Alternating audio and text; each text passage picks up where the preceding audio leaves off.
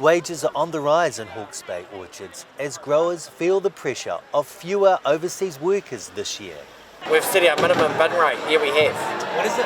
It's $36. And what was it last year? $32. COVID-19 restrictions have kept foreign workers at bay, but at a recent horticultural job expo, locals heeded the call for help, with 500 attending and many revealing new sources of workers. So I look for job opportunities to support deaf people into work. So I've come here to collect some information, to find out what positions are available and to gather some business cards, to search for work for some deaf people in the new year. And it's been really interesting. There are so many different companies here. It's been a really fantastic day. We've had a really good time. So I was just looking for employment vacancies for our families that we house in our transitional housing at Te Taiwhenua Heretaunga. We as a whānau, with the support of Te Aute College, have brought them here to find mahi, so they're wanting to work from now until the school holidays, giving up their own time. It is not about the money, however, I do want them to be reimbursed and get that feeling of working hard outside with full encouragement in order for them to stay at school. Is that true, guys? It's not about the money? It's not about the money. Beaver experience.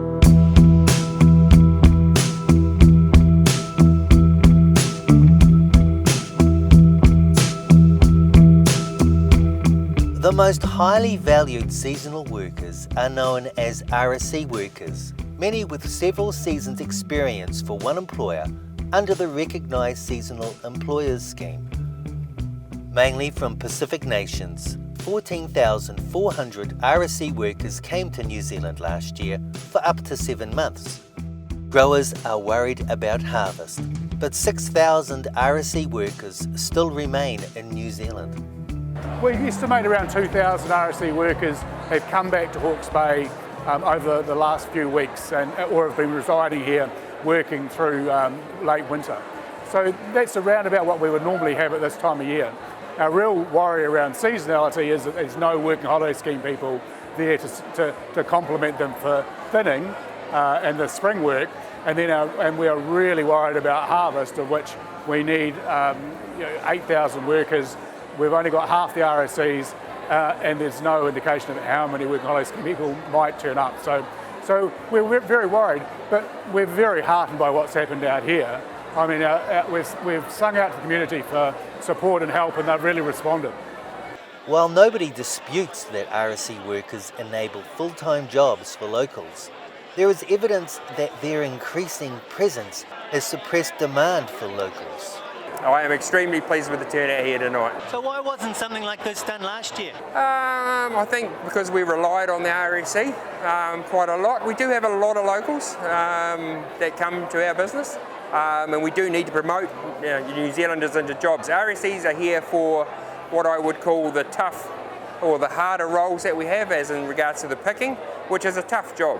And it's no bones about that. It is a tough job to do. To do it every day, 6 days a week, it is hard. Do you think many growers have been relying on the RSEs when there seems to be today a whole lot of ready workers? It's a bit of a loaded question, but probably there is one or two too many of them. We'd like to support our local industry more if we could, and certainly give employment for the younger generations coming through. It's always an aim of ours, so I can't see why it wouldn't be for other growers as well. Sometimes with the RSE, like for example, there's local people like me that wants a lot of jobs, but then sometimes the grower would rather give the RSE more job than us, so we ended up having less jobs and they have more jobs. That's my only problem with it. But other than that, I do appreciate the RSE. They help a lot, really, since our local people are lazy. That's all I can say. The government is allowing 2,000 fresh RSE workers into New Zealand from January, but there's an extra cost for employers of about $6,000, and the 2,000 new RSE workers must be paid the living wage of $22.10 an hour. So instead of the new RSE's arrival from January having a dampening effect on pay rates, their presence might actually lift pay rates. Will all your other workers be paid the living wage? We're certainly heading in that direction. So initially they won't be? At the moment, we're moving wages up very rapidly, and in the last 5 years, wages have moved 30% while inflation's been 8%. So there's been a massive move to increase wages in that area. What about the last 5 weeks? In the last 5 weeks, yeah, we've got a pay round happening right now, and there's a massive pay round happening right now. I think the Orchards is amazing. Like, it's a really good place to go and work, and What's the money like? It's great. It's good money. It's really good money. How much is good money? Well, now it's like $20 an hour. So, but when I was there, it was like minimum. But like even then, it's awesome. What's the pay like? Pretty good, pretty good. Well, depends really. Sometimes it depends on the weather as well. It depends on the grower how much they want to, judge for your work. For example, like a tree, if you can do as much tree as you can a day, you can pretty much easily earn, say, 200 or more a day.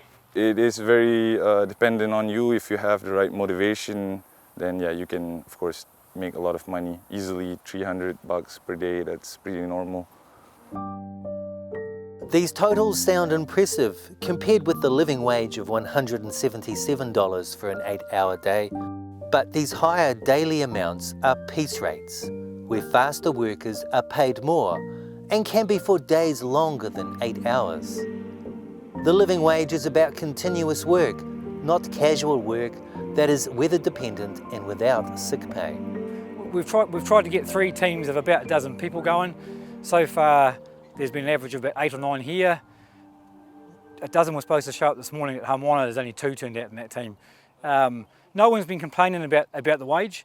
It is piecework. We've given them all the first 2 days the opportunity to work on an hourly rate of $22 an hour, just to get their eye in, to get used to the job. And then we've got the piecemeal contract rate where the ability is there to earn a bit more money from day 3 on, if you like. So far, the range has been from the $22 an hour up to about $31 an hour for the faster guys. So I'd like to think we'd run an average of about $25, $26 an hour. Labour contractor Ali Roy hires out his 40 permanent workers to growers and a lot more temporary workers in summer. But this year, numbers are down, and trying to access unemployed people can be difficult. He says he could hire 80 people today. We are offering more money. At the moment, I'm paying $22 an hour. And what did you pay this time last year? I paid $21 and I think 10 cents or 20 cents, something like that. We always trying to pay more than minimum wage, what from the Labour Department or from New Zealand government, the hourly rate is $18.90 or something, but we always pay way more than that. So, but still it's not working, yeah. So how could you get more Kiwis in the paddock? That's a tough question. We always try to. Even early this morning, I had a meeting with the Wins. There was some people there, they wanted to give it to me. I went there, had a talk to them. I asked them if they wanted to follow me and all that. They're just not there for work, to be honest. I'm not trying to hurt anyone's feelings, but I'm just telling the truth. They're just not there. Even yesterday, I have tried 6 guys. They were very enthusiastic regarding work that yes, we're gonna carry on and all this and that. They made very good money yesterday. We paid them $25 an hour yesterday in this orchard, but today they not have work. So it's the mindset. They rather earn the easy money sitting at home or doing something else. I don't know what, but it's the mindset of the people that they just don't want to be out in the sun. While building work habits amongst long-term unemployed takes more than 1 day of casual work, the government has given 11,000 visitors with expiring work holiday visas an extension for harvest work. But like many Kiwis, they can shy away from the rigours of field work when there are less arduous alternatives that aren't temporary or weather dependent. You can earn a lot more if you're a fast picker, so I think I ended up going towards the minimum wage rate because I just wasn't fast enough. But I think there are people there who have maybe done 1, 2, 3 seasons and they're quite good pickers and they obviously make more per kilo, so it depends. And how long did you stay? Just a few days actually, just because I found other work, but it's something that I might go back to actually, because it's good the way you can just drop in and out of it when you want to, and they're always looking for works. For example, they're looking for people now as the season starts. And what was the other work you found? I ended up doing office work, so it was less physically demanding for me, on my body, because my lower back really suffered.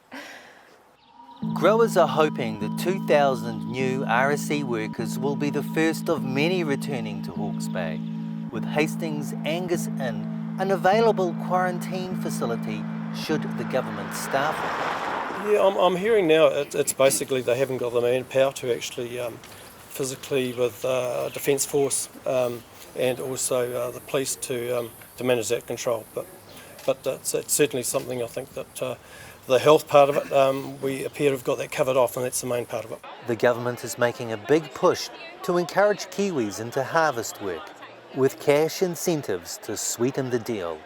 Halfway through a contract that's at least 6 weeks long, Kiwi workers will receive $500 from the government, as well as a further $500 after completing the contract. There is also $200 in weekly accommodation support for those who move regions and continue to pay accommodation costs at home. Meanwhile, some employers are offering accommodation, and Hastings District Council is arranging special campsites for workers. Patrick O'Sullivan, Local Focus.